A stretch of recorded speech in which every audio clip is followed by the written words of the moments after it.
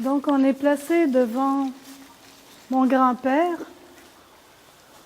Il a au-dessus d'une centaine d'années. On peut mettre 150 ans. Kiché Shingwak, notre grand-père. Kiché, le grand pain. Kiché, c'est grand. Shingwak, c'est le pain. Et puis, il y a un visage aussi. Son visage est de l'autre côté. Donc, moi, ma coutume, c'est de lui donner à manger. Et je lui mets un peu de tabac. Alors, c'est comme sa bouche, son nez. Donc, on voit comme un visage ici, qui est en train de se former. Donc, pour le remercier aussi, parce que c'est lui qui dit à tous les autres arbres comment garder la forêt en équilibre. Et lui, il connaît beaucoup de choses. Donc, il faut le remercier pour tout ce qu'il nous apporte, tout ce que la forêt nous apporte. C'est grâce à Kiché Shingwak. Shinigwech, Kiché Shingwak.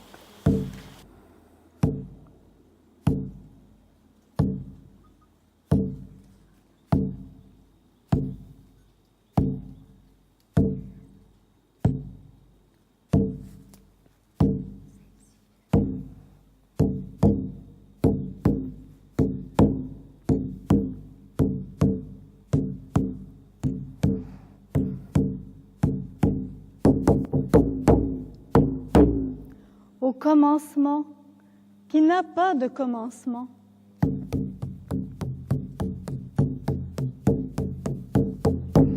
Kejun Neto, prix créateur de tout l'univers,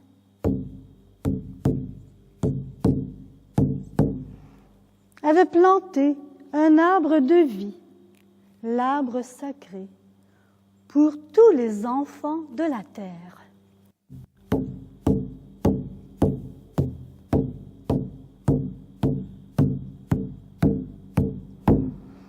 L'arbre était grand, l'arbre était fort, ses racines plongeaient dans le ventre de notre mère, la terre.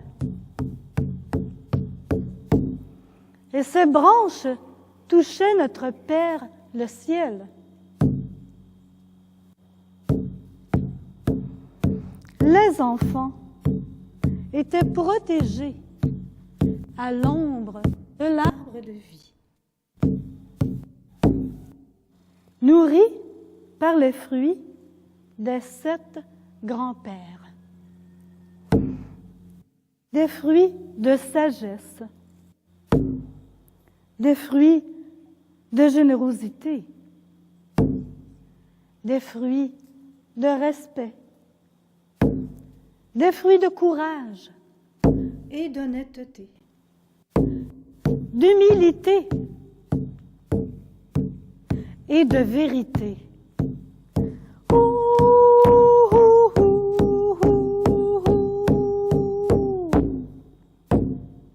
Mais un jour, un enfant s'éloigne de l'arbre de vie.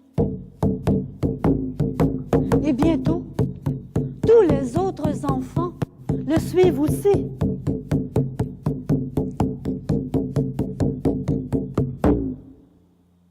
Mais les enfants ont perdu leur chemin.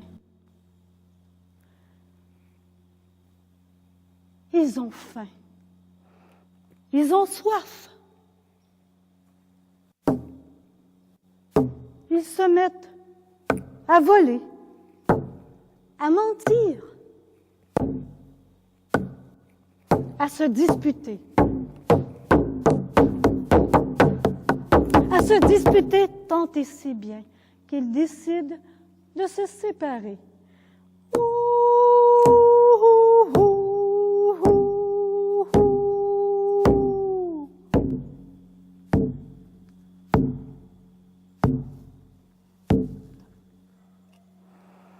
Certains vont au nord,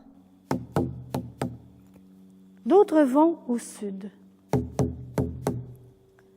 Certains vont du côté du soleil levant, c'est-à-dire vers l'est.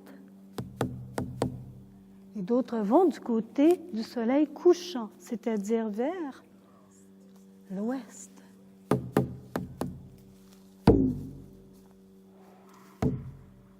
Les enfants ont oublié l'arbre de vie. Ils ont oublié qu'ils venaient tous de la même famille. Alors, dans sa grande bonté, Kijimneto, l'Esprit très haut, leur donna à chacun des peuples des pouvoirs et des dons.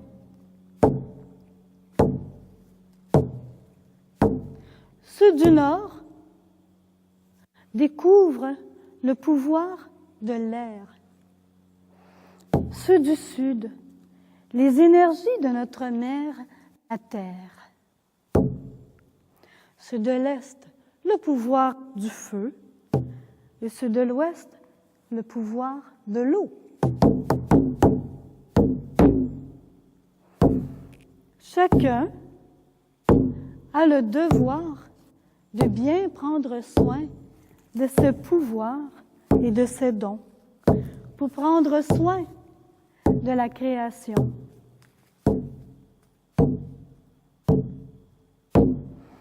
Mais hélas, aujourd'hui, chacun veut garder ses pouvoirs pour lui-même. Alors, il arrive toutes sortes de catastrophes dans le monde. Avec le feu, on fait des bombes, c'est la guerre, la destruction. L'eau est maintenant polluée, l'air contaminé. Notre mère, la terre, elle pleure d'avoir perdu ses enfants qui ont faim, qui ont soif, qui sont malades et qui meurent chaque jour.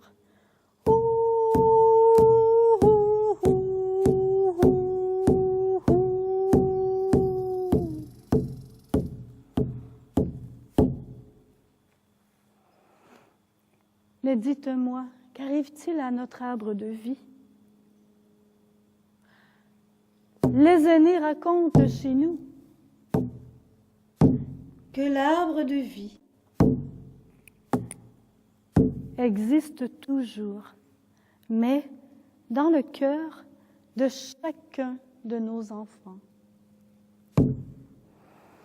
D'autres aînés racontent aussi que si tous les enfants de la terre revenaient au centre de la création, alors notre arbre de vie pourrait faire de nouvelles feuilles et de nouveaux fruits que les enfants mangeront. Et d'autres aînés racontent aussi que si tous les enfants de la terre partageaient leur pouvoir et leurs dons en se donnant la main dans le grand cercle de l'unité, alors notre arbre de vie deviendra un arbre de paix planté sur la montagne la plus élevée de la terre.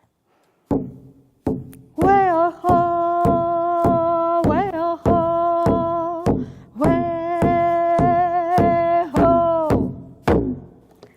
Miigwech. Oh, yeah.